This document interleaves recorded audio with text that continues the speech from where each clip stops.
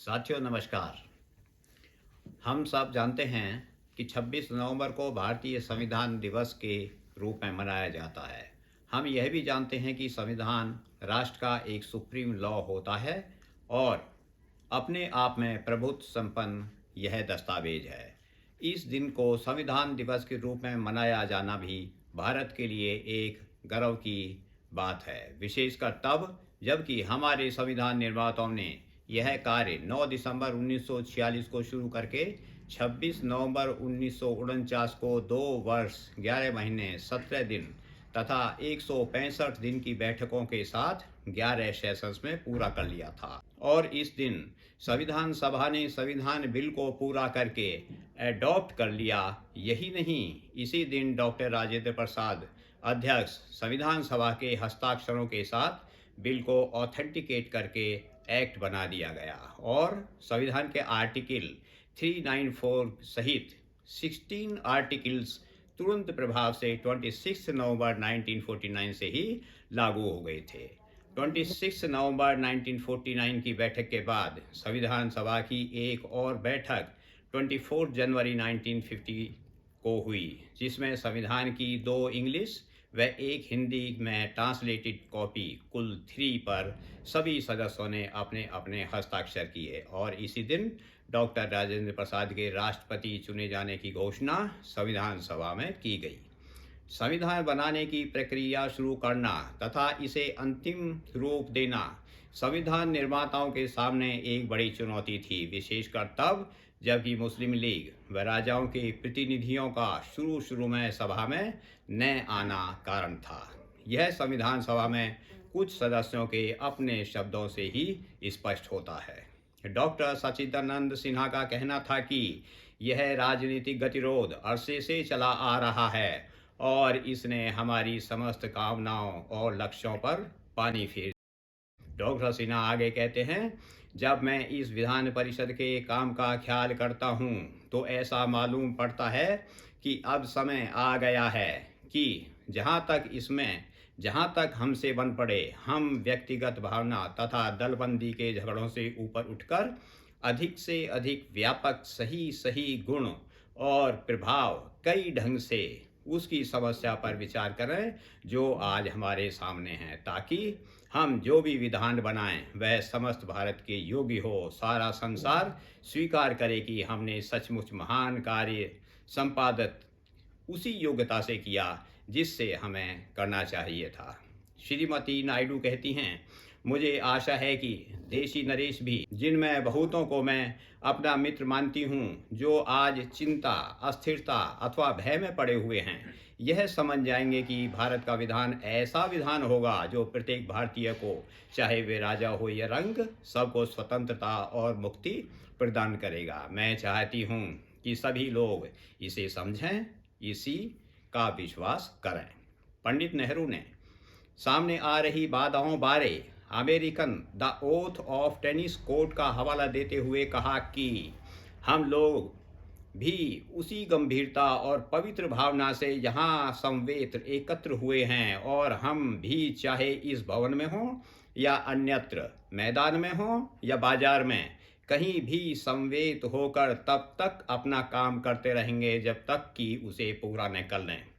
उन्होंने यह भी कहा, इस अवसर पर भी निश्चय ही यह बहुत वांछनीय है कि हम खुद को उन लोगों को जिनकी निगाहें परिषद की ओर हैं, इस देश की करोड़ों जनता को जो हमारी ओर देख रही हैं तथा सारी दुनिया को यह आभास करा दें कि हम क्या करेंगे, हमारा ध्येय क्या है और हम किस दिशा में जा रहे हैं। श्री पुरुषोत्तम दास टंडन के अनुसार हमें यह लक्ष्य न भूलना चाहिए कि हर एक काम के लिए एक समय हुआ करता है। अगर आज हम यह प्रस्ताव स्थगित रखते हैं तो फिर कब यह हमारे सामने आएगा। इस बारे में निश्चित नहीं है कि मुस्लिम लीग कब विधान परिषद में शामिल होगी। हम आज यहाँ जब एकत्र हुए हैं तो क्या बिना कुछ किए धरे यहाँ से उठ जाएं? क्या हमें कम से कम अपनी आगे की कार्रवाई के लिए आज एक लक्ष्य नहीं निश्चित कर देना चाहिए? डॉक्टर श्यामा प्रसाद मुखर्जी के विचार थे कि अपने इतिहास में ब्रिटिश हुकूमत में आने के बाद आज पहला मौका है जब हम अपना विधान बनाने के लिए एकत्र हुए हैं। यह बहुत बड़ी जिम्मेदारी है और वस्तुतः जैसा कि माननीय प्रस्तावक महोदय ने हमें याद दिलाया है, यह एक पवित्र कर्तव्य है जिसे पूरा करने का हमने बीड़ा उठाया है और अपनी योग्यता अनुसार यथाशक्ति इसे पूरा करने का हम इरादा रखते हैं। डॉक्टर मुखर्जी आगे कहते हैं, आखिर हम यहाँ अपनी व्यक्तिगत हैसियत से नहीं आए हैं, बल्कि इस विशाल देश के निवासियों के प्रतिनिधि की हैसियत से हम यहाँ समवेत हुए हैं। ब्रिटिश पार्लियामेंट का या ब्रिटिश गवर्नमेंट की स्वीकृति के बल पर हम यहाँ समवेत नहीं हुए, बल्कि हम यहाँ समवेत हुए हैं भारतीय जनता की स्वीकृति के बल पर। डॉक्टर अंबेडकर 25 नवंबर 1949 को कहते हैं, यदि हम लोकतंत्र को केवल रूप में ही नहीं वरन यथार्थ में बनाए रखना चाहते हैं तो हमें क्या करना चाहिए। मेरे विचार के अनुसार सबसे पहले हमें यह करना चाहिए कि अपने सामाजिक और आर्थिक उद्देश्यों की पूर्ति के लिए हम संवैधानिक रीतियों को दृढ़तापूर्वक अपनाएं। डॉक्टर अंबेडकर यह भी कहते हैं कि 26 जनवरी 1950 को भारत एक लोकतंत्रात्मक देश होगा। इसका यह अर्थ है कि उस दिन से भारत में जनता के लिए, जनता द्वारा जनता की सरकार होगी। वही विचार फिर मेरे मस्तिष्क में आता है, उसके इस लोकतंत्रात्मक संविधान का क्या होगा? क्या वह इसकी रक्षा कर सकेगा या इसको फिर खो देगा? यह दूसरा विचार है जो मेरे मन में उत्पन्न होता है और मुझे पहले विचार की भांति व्यथित करता रहता है। डॉक्टर राजेंद्र प्रसाद ने अंत में 26 नवंबर 1949 को स्पष्ट व उत्तम संदेश हमें भावी पीढ़ी को दिया कि यह संविधान किसी बात का उपबंध करे या न करे, देश का कल्याण उस रीति पर निर्भर करेगा जिसके अनुसार देश का प्रशासन किया जाएगा। देश का कल्याण उन व्यक्तियों पर निर्भर करेगा जो देश पर प्रशासन करेंगे। डॉक्टर राजेंद्र प्रसाद जागृत करते हुए कहते हैं कि हमारे संविधान में ऐसे उपबंध हैं जो किसी न किसी रूप में कुछ लोगों को आपत्तिजनक प्रतीत होते हैं।